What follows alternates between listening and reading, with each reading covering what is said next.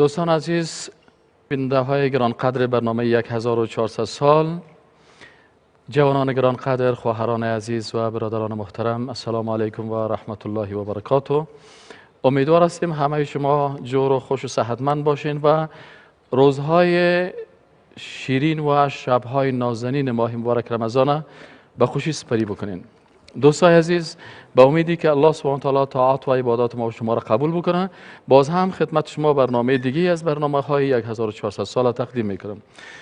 در برنامه امروزی موضوع برنامه ما این است که آیا عروسی های که امروز در افغانستان محافلی که گرفته میشه، از شیرینی خوری شروع، از نامزادی و ایگاپا شروع تا بالاخره شیرینی خوری و بالاخره عروسی و بالاخره شب نکاح و نان و باز روز دومش که مثلا یک روز پیش شب خینه و باز صبحش تخت جمعی هست و باز روز چندمش باز یعنی مصارف و مصارف و مصارف و دامات بیچاره در و در و خاک بسر. هر جوان افغانستان که ببینی خوب است که سنش خرد است، مجرد که سنش کلان میشه و میخواد که ازدواج بکنه، ازدواج در حقیقت بر از او یک چیز نیست که او راحت بده. ازدواج بر از او بیچاره یک غم است، قرضداری هست، دینداری هست. حتی همون شاعر افغانی که شعرام میخوانه چی میگه؟ دختر بیچاره را دشنام میته، میگه جانانگه کم قدت با گل میمانه. شما میفهمید قد گل یک بلست است، باید بر از عروس میگه که جانانگه کم قدت به سر رو میمانه. ایوازی بویه که راه رفتنکای دل خوشحال میسازه. برای چی میگه؟ میگه راه رفتنکای داغ به دل میمانه. و حتی مشکل دیگه ایست که نمیخوان پای از او پاک در خانه داخل شود، یک مرغ ذبح هم میکنن، پای از او رو خونپر میکنن داخل خانه بسازن. یعنی کل چیزی که شما سرش فکر بکنین، اصلا عروسی هایی که در زمان پیغمبر صلی الله علیه و سلم میشد کاملا متفاوت است. خب این که چی تفاوت ها داره میشه شما او رو سوال بکنین، ما خدمتتان جواب بگیم. لیکن من یک حادثه رو براتون قصه میکنم. شما میفهمین که در عصر رسول اکرم صلی الله علیه و سلم نفر اول مملکت کی بود؟ نفر اول مملکت رسول الله صلی الله علیه و سلم. چون رهبر دولت اسلامی کی بود؟ شخص پیغمبر است. دختر نفر اول مملکت میفهمین کی است؟ میفهمین؟ دختر نفر اول مملکت کی بود؟ بیبی فاطمه الزهرا. بیبی فاطمه الزهرا. آیا میفهمین که دختر اول مملکت امرای یک جوان ازدواج میکنه که بسیار فقیر است، هیچ چیز نداره، نه خانه داره، نه مال داره، نه بچه کدام تجار است، بلکه یک کسی هست که از دست دشمنای اسلام هجرت کرده در مدینه زندگی میکنه، هیچ چیز نداره، ولی میتونه که دختر اول مملکت خواستگاری بکنه، با همراهش ازدواج بکنه. ولی امروز یک جوان میتونه که بره دختر یک تجار خواستگاری بکنه، بره دختر یک سرمایه‌دار خواستگاری بکنه، بره دختر یک وزیر خواستگاری بکنه، حتی دختر یک انسان عادی، دختر یک دکاندار، دختر یک نجار 5 لک 6 لک 7 لک مصرف داره. در زمان پیغمبر صلی الله علیه و آله این مصرف نداشت. آیا علی رضی الله عنه وقتی که ازدواج میکنه قرضدار میشه؟ آیا فاطمه الزهرا از علی رضی الله عنه تقاضا میکنه که برای من 100 گرم 200 گرم طلا باید بیاری؟ آیا غذایی که در ولیمه حضرت علی میشه آیا از یک گوسفند که اضافه تر است یا پایین تر است؟ کل از رو وقتی که سائل کنیم پس ببین که فاصله ره از کجاست تا به کجا. حالا نوبت سوال شما بکنین، چون شما جوان هستین، کلتان درد دل دارین و حتما اگر کدام روز به ازدواج فکر کردین به سختی هایش هم فکر کردین. خوب است شما سوال بکنین و پیش سوالتان یک کمک خودتان نظرتان بگوین که آیا ازدواج در این عصر که آل امروز ما و شما هستیم ای با اسلام ارتباطی داره؟ بفرمایید شما. بسم الله الرحمن الرحیم. با عرض سلام خدمت استاد محترم، حاضرین در مجلس و بینندگان محترم شبکه یک و برنامه پربیننده 1400. همونطوری که استاد محترم فرمودن، واقعا امروز یک مشکل بسیار جدی هست. با این هزینه‌های بسیار گزاف و بسیار قیمتی که هست، اگر یک جوان میخواد برای خواستگاری به طرف یک خانواده حرکت بکنه، از او بسیار قلین بسیار زیاد، جواز بسیار زیاد و مهریه بسیار زیاد طلب میکنن و این باعث میشه که آمار ازدواج بسیار پایین بیایه و آمار طول عمر و امین فسادی که هست و فسادی که هست در هر دو طرف بالا بره، چه در خانم ها و چه در آقایان که هست. سن آقایان افزایش پیدا میکنه، سن خانم ها افزایش پیدا میکنه و همونطور که استاد گفتن فساد در افغانستان روز به روز بیشتر میشه. من همین سوال از استاد محترم دارم که استاد با این وجودی که این مشکلاتی که امروز در افغانستان هست، راه حل مشکل چیست؟ و همونطوری که شما فرمودین حضرت علی علیه السلام وقتی که با حضرت فاطمه علیه السلام سلام الله علیها ازدواج میکنه، حضرت چیزی نداشته، یک شمشیر داشته و یک دانه زره داشته و او خب زره رو سودا میکنه، خرج امو مصارف عروسی میکنه. و مواردی دیگری که در اسلام هست، یا پیامبر ما و شما وقتی که ازدواج میکنه یک تاجر بوده و خرج عروسی رو حضرت خدیجه سلام الله علیها به گردن میگیره، میگه ای پیغمبر شما قبول بکنین دیگه خرج و مصارف گردن خودم، ما به اندازه خودم مال و اموال دارم. خب همونطور که میدانین بسیار بیبی بسیار ثروت بسیار زیاد داشته که حتی شتران بسیار زیادی کلیدها و وسایل اون حمل و نقل میکرده. با این وجود ما از شما استاد سوال میکنم که راه حل ای برای کشور عزیز ما افغانستان چی است که آمار ازدواج کاهش بدیم و فساد کمتر شود، تا بتانن جوانها هم دخترها هم آقا پسرها بسیار با یک هزینه بسیار کم با آرزویشان برسن و هر دو طرف ازدواج بکنن. با تشکر از شما. سوال بسیار خوب کردن. ما ببینین علما میگه آخر از این امت جور نمیشه مگر به چیز جور میشه که اول از این امت جور شدن. اول از این امت به چی جور شد؟ اول از این امت به تقوا جور شد. اول از این امت با چی جور شد؟ اول این امت با اون نمود دستوراتی که قرآن عظیم الشان گذاشته و احادیث رسول الله صلی الله علیه و آله گذاشته. بناهن وقتی که رسول اکرم صلی الله علیه و سلم میگه که الله میگه که من دشمن سه کس هستم در روز قیامت، الله دشمنش است. انا خصمهم، خصم از اینا الله هست. کی هسته؟ کسی که دختر خود یک انسان آزاد هم میفروشه و پول از اون میخوره. یکی از جمله از او است. امروز در کشور ما و شما به نام تویانه دختر خودم میفروشند. در اسلام نیست تویانه. در اسلام وقتی که مهر است، مهر حقی است که شوهر برای همسر خود در وقت نکاح تعیین میکنه و بر از او میته، یا برش امو وقت میته یا در آینده برش میته، لکن او پول است یا هر چیزی که بر از او تعیین میکنه برای خود خانم خود میته، نه برای پدرش، نه برای کاکایش، نه برای ماماش، نه برای کسایی که دختر میگیرن میفروشن. امروز این چیزی که به نام تویانه هست، این در اسلام در حقیقت فروختن یک انسان آزاد است و در حدیث رسول اکرم صلی الله علیه و آله است کسی که یک انسان آزاد میفروشه الله دشمن از این در روز قیامت است. و امروز بسیاری کسا هستن که خود خوب دیندار هم میگیرن لکن دختر خودم میفروشن. اگر این پدر 3 لک 4 لک روپیه تقاضا نکنه، اگر این هتل نباشه، اگر این مصارف اضافی نباشه، در حقیقت پس اگر ما اونمو قسمی که در زمان رسول الله صلی الله علیه و آله بود که یک جوان میامد پیش پیغمبر صلی الله علیه و آله میگفت میخوایم ازدواج بکنم، پیغمبر صلی الله علیه و آله میگفت چی داری؟ میگفت هیچ چیز ندارم، حتی یک انگشتر هم ندارم. پس میگفت چی داری؟ میگفت یک 10 سوره قرآن حفظ داری؟ بله. میگفت 10 سوره قرآن برای خانم یاد بده، این مهر تو باشه. دین اسلام اون تو یک دین است که حتی میتونه با 10 سوره قرآن یک نفر زندگی خود آغاز بکنه بدون مال و مادیت گپا. ولی متاسفانه امروز اگر به اونمو عصر پیغمبر برنگردیم و اگر مطابق قرآن و سنت زندگی نکنیم هیچ مشکل ما حل نمیشه. دوستان عزیز، یک فاصله داریم، بعد از فاصله بازم در خدمت شما دوستا قرار خواهد گرفتیم.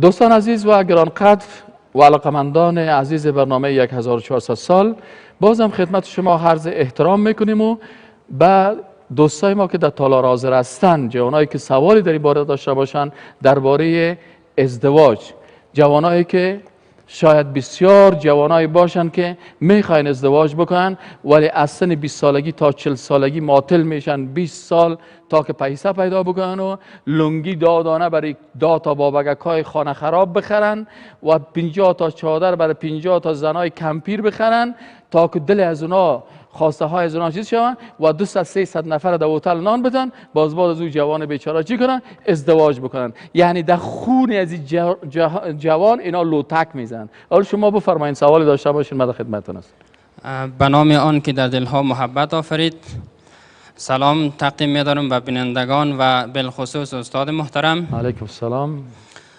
سوال ما این است که وقتی که یک شخص عروسی میکند و در عروسی کسایی هستن میآیند که از طرف عروس، یعنی نانخور که از طرف نانخورایی که از طرف عروس خیل هستند و در حالی که پرداختش از طرف داماد میشد، چی حکم دارد؟ تشکر. زنده باشید. پول را که مثلا لیست را که فامیل دختر میتن، اینمی در حقیقت علما بعضشان میگه که اینمی مثلا پدر دختر میگه که اگر 200-300 نفر در هتل نان دادی تا که نتی من دختر برات نمیتم، و اگر اینقدر لباس ناوردی و اگر اینقدر برنج ناوردی و اگر اینقدر دیگ پخته نکردی، اینی لیست را که پدر دختر میته، ایره علما میگن که اینمی غذایی را که فرمایش میته، ایره بعضی ها غصب میگن و بعضی ها رشوت میگن. اگر غصب هم شوه حرام است و اگر رشوت هم شوه این حرام است. پس اگر کدام وقت از طرف دختر خیل در میمانی رفتین، نرین نانشان نخورین، به خاطری که او جوان از او غصب کرده.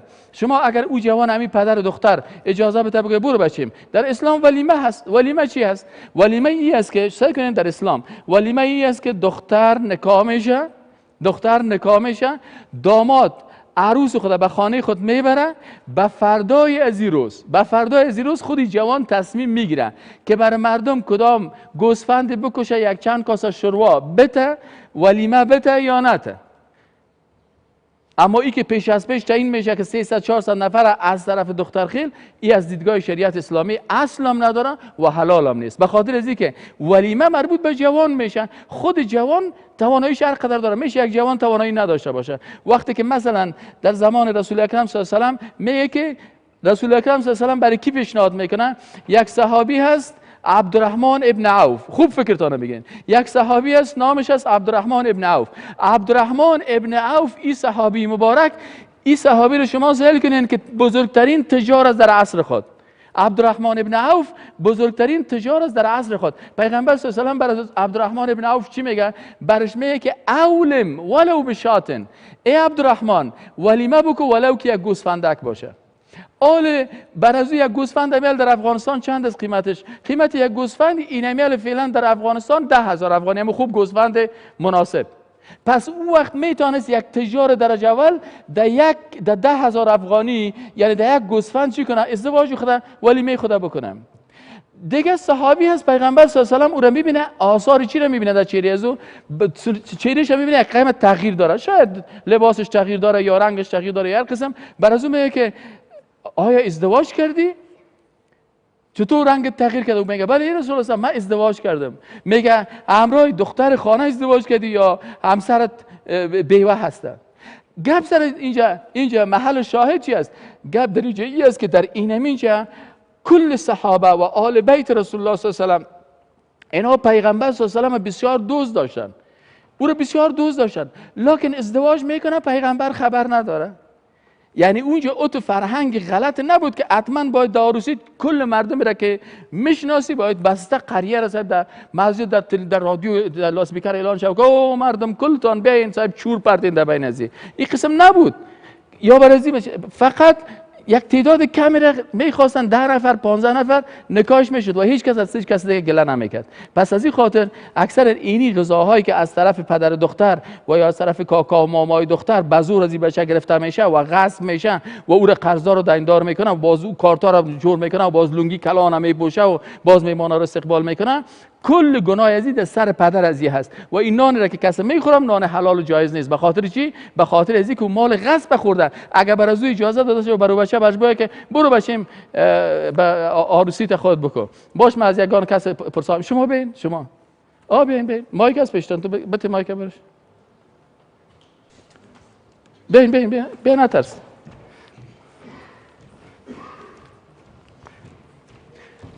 خوش آمدین.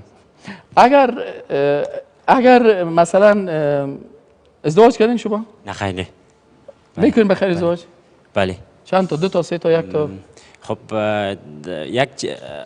تا جایی که من خبر دارم حضرت محمد گفته صلی الله علیه و آله و سلم فرموده که جوانی که یا مسلمانی که عروسی نمیکنه از امت من نیست. ان شاء الله شما ازدواج میکنید. بله یک خب ما سوال من است، ان شاء الله شما اینو خوب است میخواین مطابق سنت رسول الله صلی الله علیه و ازدواج بکنین، الله موفقتون بسازه.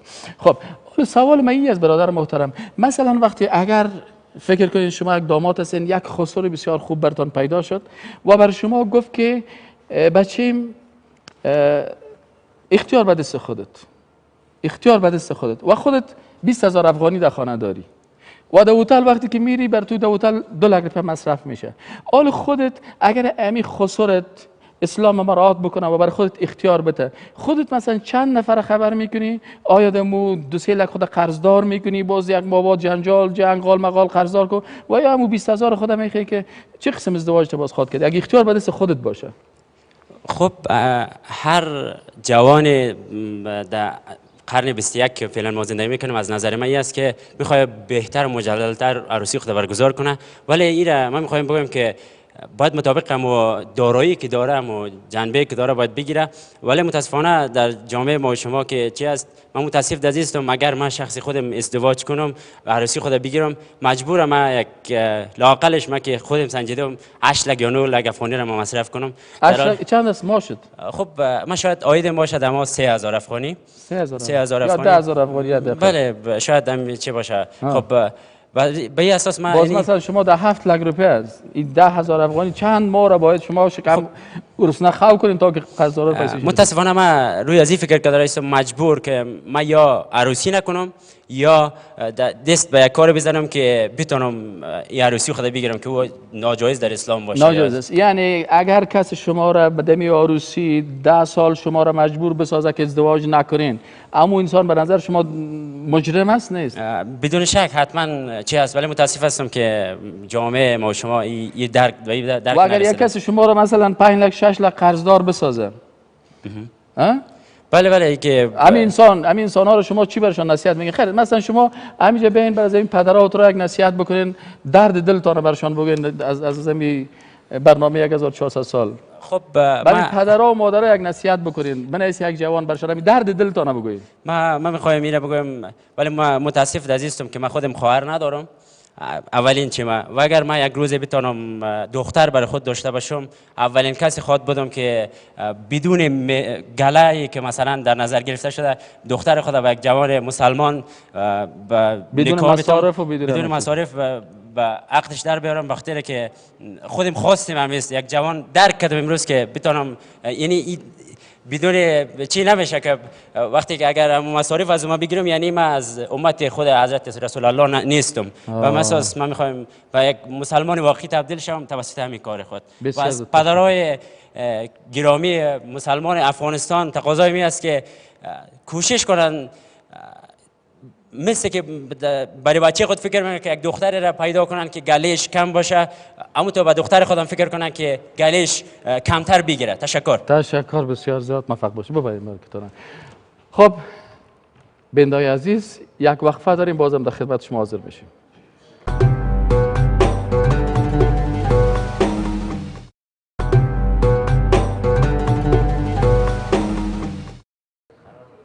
دوستان عزیز و بیننده های گرانقدر برنامه، باز هم خدمت شما سلام و احترام تقدیم میکنیم. تشکر از اینکه تا حال با همراه ما هستین و امیدوار هستیم پدرها و مادرایی که درد دل جوانا را میشنون، امیدوار هستیم از درد دل از اینا بیاین، دیگه دل جوانا را نشکنانین. میگه هر کس به طریق دل ما میشکند، دوستان جدا و دشمنان جدا میشکند. دشمن اگر میشکند از دوست بپرسین که چرا میشکنه. یعنی اگر بیگانه ها میشکنانه، میگه یعنی جوانا از طرف جوانا گپ میزنن، میگه بیگانه ها اگر میشکنن از خسر جان پرسان کو که چرا میشکنانی، از خوشو جان که چرا میشکنانی.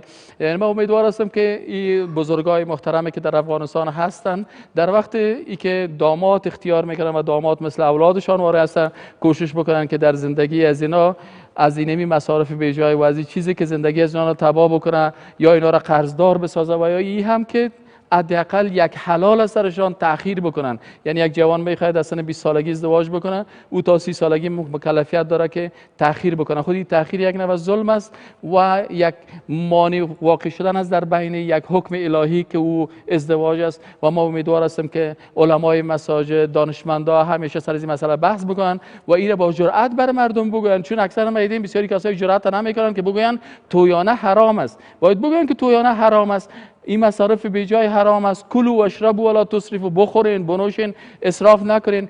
اما مهر که از تویانه نیست، تویانه چیز دیگه هست. تویانه دختر فروشی است، اما مهر که از یک هدیه و تحفه است، یک حق است که شوهر برای خانم خود میده. دوستای عزیز، جوانای محترم، خواهرای گرانقدر، برادرای عزیز، ما و شما میفهمیم که در اسلام مسئله ازدواج بسیار ساده هست. در اسلام شوخینه نیست، در اسلام شیرینی خوری نیست، در اسلام فقط خواستگاری هست و بعد از خواستگاری فوراً نکاح کردن است. و در نکاح که هست ولیمه به اختیار خود جوان است. دیگه این قیدا و شرطایی را که لیستایی که از طرف پدر عروس و پدر داماد گپا تهیه میشن، هیچ کدام از اینا اساس اسلامی ندارن. از این خاطر امیدوار هستم که دوستایی که نمیفهمن این هم یکی از امور اسلامی هست، این در نظر داشته باشن، ازدواج اسلامی را اجازه بدن که جوانای ما ازدواج بکنن و پدرها و مادرها دلسوزی داشته باشن و از این فرهنگ های غلطی که از عصر جاهلیت بر ما مانده از این فرهنگ ها دوری بکنن، به اساس فرهنگ اسلامی زندگی بکنن تا جوانای ما بتونن که زندگی خوب، پاک و با عفت آغاز بکنن و زندگی با عفت داشته باشن و از این فسادهای اخلاقی که به خاطر تأخیر ازدواج ها در کشور ما رواج شده از این جلوگیری شود. دوستان عزیزی بود برنامه امروز 1400 سال. تا برنامه بعدی که باز هم در خدمت شما دوستان عزیز قرار میگیریم، شما را به خالق منان میسپاریم و السلام علیکم و رحمت الله و برکاته.